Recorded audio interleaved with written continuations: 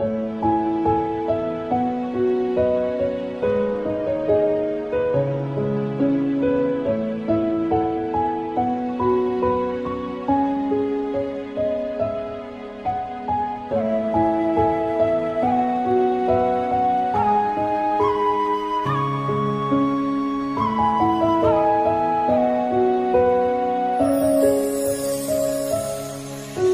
bao rong cho kẻ lu nó nói chơi ở chỉ mua lại người chỉ ra khởi nơi có rong ở chỗ có bông lúa của mua nó nói cho kẻ lu thiết chua có thiết tao tàn đời của mua tụ của lu của xã thọ gì ở chỉ thọ có ra gì để chỉ thọ có mù rong em muốn chỉ tụ lu có mò có lu này lời ya bị xóa cho thọ có mò lu xóa lúa sao ở lu ninh đâu của mua vì tiêu của chuyện lu có hình mình lên một tụ này của lu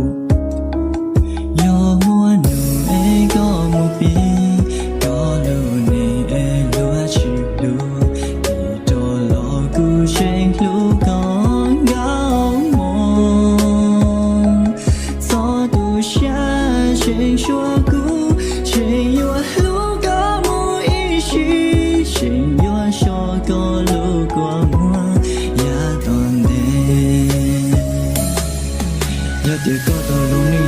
chế cù lợn đâu có rong xa, giờ tiệt có luôn ní chỉ cá hơn chế cù lợn đâu có tu xa, giờ tiệt mua nụ có trò lon chế cù lợn mua có khơi chia, giờ phô có đâu cù xuống đi à, giờ chỉ nô căn chỉ đã chi, giờ lú có ta ý xì, giờ chỉ cú có tu xa, giờ chỉ tiệt có con chơi lúa, cú mà sau có lú có mua, mà li lú có ta ý xì, từ ní cù lú.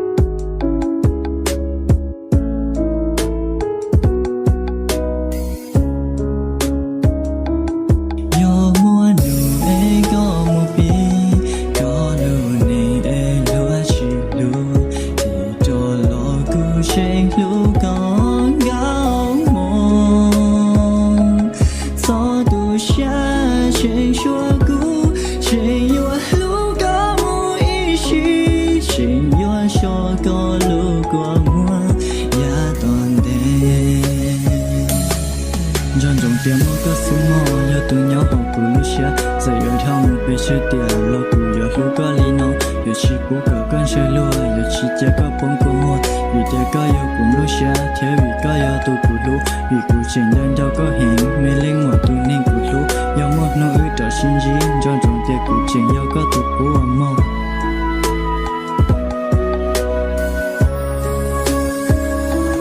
yo mua nụ ấy có một bi có lúa này e lúa chỉ lúa thì cho lo cứ trên lúa có gạo mòn gió tu xa trên chúa cũ trên yêu lúa có mua ý chí trên yêu cho có lúa của mua ya toàn đêm